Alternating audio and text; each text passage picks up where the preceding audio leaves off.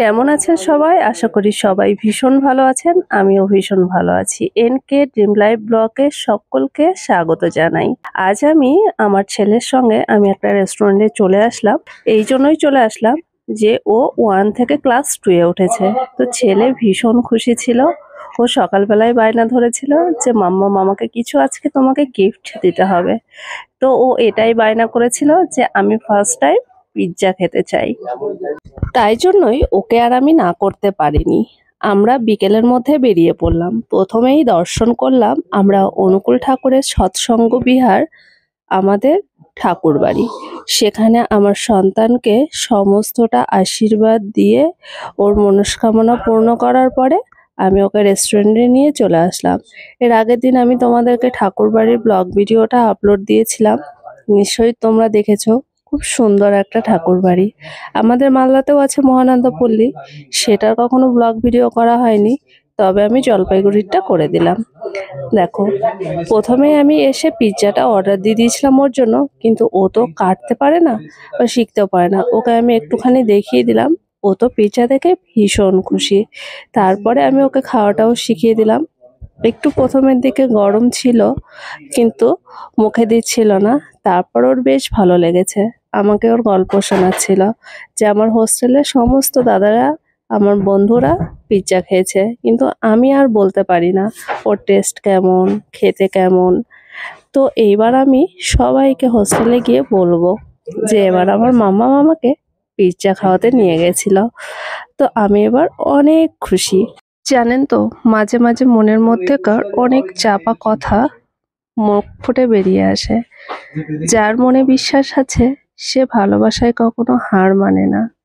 পাশে যদি প্রিয়জন থাকে তবে অসম্ভবও সম্ভব হয়ে যায়। ভালোবাসা শুধু একটি অনুভূতিই নয়, এটি একটি মায়াবী শক্তি।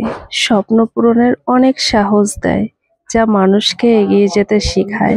কারণ ভালোবাসা নিজেই এক পরিপূর্ণতা। যে সত্যিকারের ভালোবাসে সে কোনোদিন ব্যর্থ হয় না। আর এই বিশ্বাস নিয়েই আমি সর্বক্ষণ থাকি। আজ আমার সন্তান আমার কাছে আছে বলেই আমি অনেক খুশিতে নিজের সুন্দর মুহূর্তগুলোকে আমি কাটাতে পারছি। এই ছোট ছোট মুহূর্তগুলো কাটানোর আনন্দটাই ঠিক অন্যরকম। আমি আপনাদের ঠিক এই অনুভূতিটা বলে বোঝাতে পারবো না, তাই যতটা আমি আপনাদেরকে শেয়ার করতে পারলাম। তাই মাঝে মাঝে অনেক কিছু মনে হয়, সে হয়তো মনে রাখেনি একটি মন কেঁদেছিল নিভৃতে। সে হয়তো বুঝতেও পারেনি কারো পৃথিবী ছিল তার হাসিতে। সে আপন ভেবে হেঁটেছিল, অন্য কেউ হাত ধরে নিয়েছে, কিন্তু যে একা দাঁড়িয়েছিল সে আজ অতীতে বেঁচে আছে। মাঝে মাঝে অতীতগুলো যেন অনেক মনে করিয়ে দেয় অনেক স্মৃতিকে, অনেক সুন্দর মুহূর্তগুলোকে। তাই জন্য যখন একটা মিষ্টি মুহূর্তগুলো যখন আমরা দুজনের সাথে থাকি, মানে আমি আমার সন্তান থাকি, তখন পিছনের কথাগুলো মনে পড়ে যায়। তো যাই হোক, সেটা স্বাভাবিক। তো সামনের দিকে তো এগিয়ে যেতেই হবে, এটাই আমাদের ভবিষ্যৎ। আর ভবিষ্যতের কথা চিন্তা করে বর্তমানেই বাঁচতে শিখতে হবে।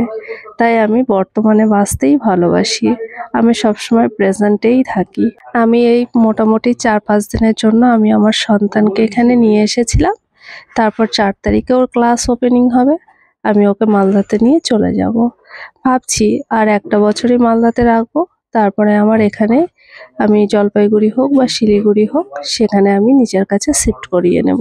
কিছু আমি কথা বলতে চাই আমার মন থেকে। ভালোবাসা কি শুধু কাছাকাছি থাকার নাম? যদি তাই হতো তাহলে আমি কিভাবে তোমাকে এতটা অনুভব করি, এতটা ভালোবাসি। আমাদের মাঝে হাজার হাজার কিলোমিটার দূরত্ব, কিন্তু জানো, আমার হৃদয়ে একদম গভীরে আছো তুমি। যেমন আকাশের মাঝে চাঁদ, যেমন সমুদ্রের মাঝে ঢেউ, তুমি আমার জীবনের সবচেয়ে সুন্দর অনুভূতি। তোমার কথা ভাবলেই হৃদয় ভরে ওঠে এক অদ্ভুত প্রশান্তিতে। দূরত্ব কখনো ভালোবাসাকে কমাতে পারে না, বরং আরো শক্তিশালী করে তোলে। আমি তোমার জন্য অপেক্ষা করব যতদিন প্রয়োজন, যতক্ষণ না আমাদের হাত একসঙ্গে জড়িয়ে থাকবে। যতক্ষণ না আমরা একসঙ্গে স্বপ্নগুলো পূরণ করব। তুমি হয়তো দূরে, কিন্তু আমার মনে তুমি সব সময় খুব কাছের। আমি তোমাকে আমার আজীবনের প্রতিটি মুহূর্তে চাই, প্রতিটি নিঃশ্বাসে অনুভব করতে চাই। তুমি আমার কাছে শুধু একটি নাম নও, তুমি আমার কাছে ভালোবাসার গল্প, আমার হৃদয়ের সব থেকে মূল্যবান অংশ। এর সাথে আমি অনেক কিছু শিখে গেছি, নিজেকে কিভাবে একা রাখতে হবে, নিজেকে কিভাবে তৈরি করতে হবে, নিজের গোলস কি, সেগুলোকে কিভাবে আমি লক্ষ্য পূরণের দিকে আমি এগিয়ে যেতে পারবো। এগুলো ভাবতে ভাবতে না আমার সময়গুলো কখন কেটে যায় আমি বুঝতেই পারি না। যদি পারতাম খাঁচায় ভরা পাখির মতো তোমাকে আমি আটকে রাখতাম, কিন্তু তুমি তো পাখি নও, তুমি তো মানুষ। তুমি ছাড়া আমার নিজের বলতে কিছু নেই। আপন বলতে জেনেছি যাদের, তারা কেবল স্বার্থের টানে একা করে দিয়েছে আমায়। তুমি ছাড়া ভালো থাকার আর কোনো অবলম্বন নেই আমার। তুমি ছাড়া আর কেউ নেই বলেই তো মনে অভিমানের মেঘ জমে। তোমার ভালোবাসায় কমতি পড়লে আমি হতাশ হয়ে যাই। নিঃস্ব জীবনে তুমি ছাড়া আর কে পূরণ করবে প্রত্যাশা। আপন বলতে শুধু জেনেছি তোমায়। সবাই তো দুঃখ দেয়, তুমি ভালোবাসবে না। না থাকলে পৃথিবীতে নিজের এত অসহায় লাগে, মুখটা ভীষণ ফাঁকা ফাঁকা লাগে। এই বিশাল পৃথিবীতে শুধুমাত্র তুমি না থাকলেই নিঃস্ব। যাই হোক, আজকে অনেক মনের কথা আমি শেয়ার করলাম, অনেকটা সময় আমি তোমাদের সাথে কাটালাম। এবার আমি আমার একটু সন্তানের কথা বলি। তো ওর এই কথাগুলো শুনে আমার মন ভরে গেল। ওর হোস্টেলের দাদারা অনেকবার অনলাইন অর্ডার করে পিৎজা খেয়েছে, জোম্যাটো থেকে, সুইগি থেকে। তো সেই সব কথা ও শুনতো। এবার ওর যত পেটের কথা আছে এতদিন ধরে জমিয়ে রেখেছিল, ও একটার পর একটা কথা আমার সাথে শেয়ার করে যাচ্ছিল। আমি ওর ডাইরেক্ট কথাগুলো তোমাদের সাথে শেয়ার করতে পারতাম, কিন্তু রেস্টুরেন্টের মধ্যে একটা ব্যাকগ্রাউন্ড মিউজিক চলছিল, সেই জন্যই আমি ওর ডাইরেক্ট কথাগুলো তোমাদের শোনাতে পারলাম না। অ্যাকচুয়ালি তোমরা ভিডিওতে দেখতেই পাচ্ছ আমার ছেলেটা ভীষণ দুরন্ত আর দুষ্টু, তবে ওর মুখে দেখো হাসিটা লেগেই আছে। একবার ক্যামেরার দিকে তাকাচ্ছে আর একবারও নিজের মতো করে পিৎজাতে কামড়াচ্ছে। আমি আর ওকে কিছু বললাম না যে বাবা এইরকম করতে হয় না, ওই রকম করতে হয় না। ও পুরোটাই নিজের মতো করে সে টাইমটা স্পেন্ড করেছে। যখন একটু একাকিত্বে থাকি, নিরালায় নীরবে থাকি, তখন অনেক কিছু মনে, অনেক কিছু অন্তরে, অনেক কথা ভেসে ওঠে। সব কথা বলা যায় না, আর বলতেও আমি পারি না, কিন্তু কিছু কিছু অনুভূতি আমি তোমাদের সাথে শেয়ার করে অনেক নিজেকে হালকা ফিল করি। তো যাই হোক, আমার সন্তানের এই খুনসুটিটাকে আমি ভীষণভাবে এনজয় করেছি। ও যখন আমার সাথে থাকে আমাদের ভীষণ মারপিট হয়, ঝগড়াও হয়। ওকে আমি খুব বকা দিই, আবার ভীষণ ভালোবাসি, কারণ ও এতটাই দুষ্টুমি করে যেখানে আমি ওকে সহ্যই করতে পারি না। আর অ্যাকচুয়ালি কি বলবো, আমি তো আর ছোটবেলা থেকে ওকে কখনো একভাবে ওর পাশে থাকতে পারিনি, তাই জন্য অনেকটাই আমার প্রবলেম হয়। আজকে আমার আরেকটা কথা মনে পড়লো, যারা তোমরা মোটামুটি জলপাইগুড়ি ধূপগুড়ির আশেপাশ থেকে আমার ভিডিও দেখছো, তোমরা যদি এই রেস্টুরেন্টটাতে নিজেদের মতো করে একটু সময় কাটাতে চাও, তাহলে আমি তোমাদেরকে লোকেশনটা বলে দিচ্ছি। এটা হচ্ছে জলপাইগুড়ি ধূপগুড়িতে।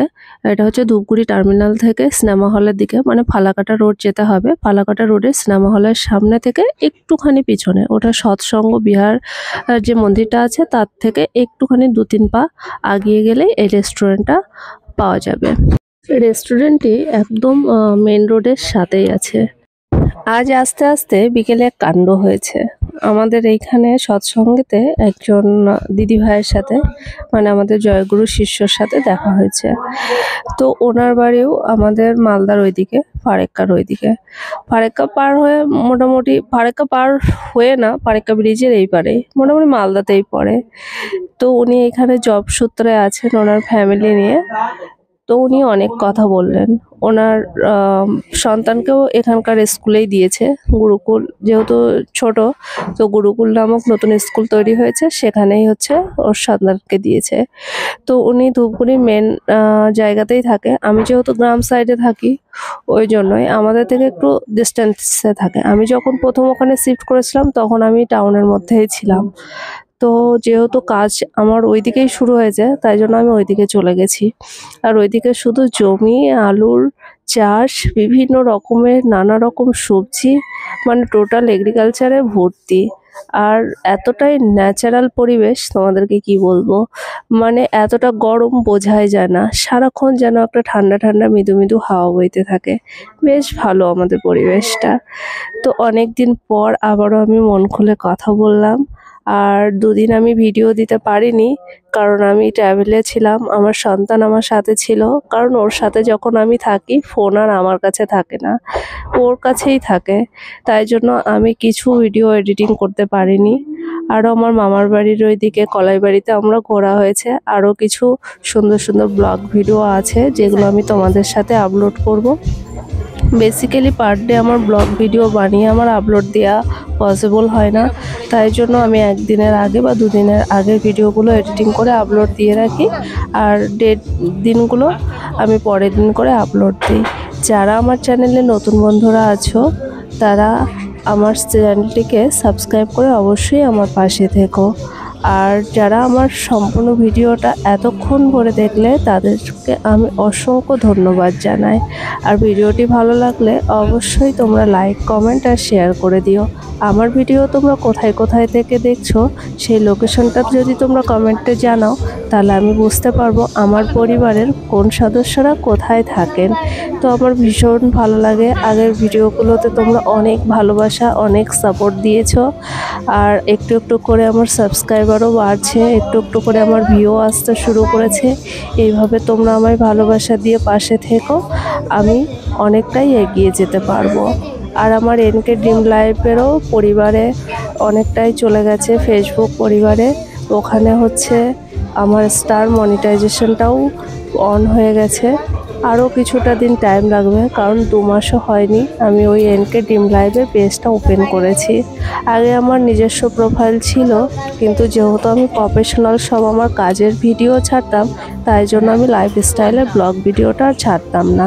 আর বেসিক্যালি যেহেতু আমি ব্লগ বানাই, এটা আমি মেনটেন্স করে চলেছি, তাই জন্য এখানে আমার লাইফস্টাইল, আমি কি করছি, আমার কি করতে ভালো লাগে, সারাদিন আমি কিভাবে কাজ করি, সমস্তটাই আমি তোমাদের সাথে শেয়ার করে রাখি। কারণ এটা আমার অনেক দিনের ইচ্ছা ছিল, আর ভীষণভাবে ইচ্ছা ছিল, কিন্তু আমার পক্ষে সেটা পসিবল হচ্ছিল না। কারণ আমি ভিডিও এডিটিং করতে জানি না, কিভাবে কথা বলতে হয় সেটা জানি না, কি কন্টেন্ট তৈরি করব সেটা জানি না, ঠিকঠাক মতো চ্যানেল কিভাবে এসইও করতে হয় সেটাও আমি জানি না।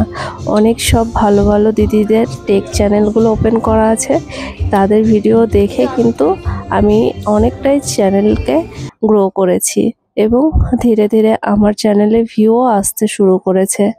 আর দেখো রেস্টুরেন্টের ফুল ভিউটা, কি সুন্দর একটা পরিবেশ। আর যখন এটা সন্ধ্যা ঘনিয়ে আসে, তখন জোনাকির মতো যে লাইটগুলো গাছের মধ্যে জ্বলে, মনে হচ্ছে একদম বাগানে চলে এসেছি। আর ভেতরে খুব সাজানো গোছানো ছোট্ট একটা রেস্টুরেন্ট, পার্টি ওয়্যার খুব ভালো। এখানে যদি কেউ বিজনেস মিট আপ, নিজেদের বার্থডে সেলিব্রেশন এবং একটু পার্সোনাল কথাবার্তা, সেই সব রকম পরিবেশটাই এখানে আছে। জানেন তো বন্ধুরা, আমার না একটা খুব খারাপ অভ্যাস আছে। আমি যখন কাজের মধ্যে আমার থেকে একটু ছোট এজের ভাই বোনদের দেখি, তখন আমি তুমি করে বলে ফেলি। আর আমার এই ভিডিও ক্রিয়েটিং করতে করতেও কখনো আমার আপনি হয়ে যায়, আবার কখনো তুমি হয়ে যায়। তো বেসিক্যালি আমি আপনিটাকেই ধরে রাখতে পছন্দ করি, কারণ সেটা বড্ড সম্মানের আর ভালোবাসারও। কারণ যেখানে শ্রদ্ধা সম্মান থাকে, সেখানে তো ভালোবাসা থাকবেই। তাই জন্য আমি আপনি বলতেই ভালোবাসি। তো কখনো যেন অন্তরের স্নেহ থেকে আবার তুমিও হয়ে যায়, তুমিটাও বড্ড কাছের। এবার তোমরা অনেক ভালো থেকো, টাটা।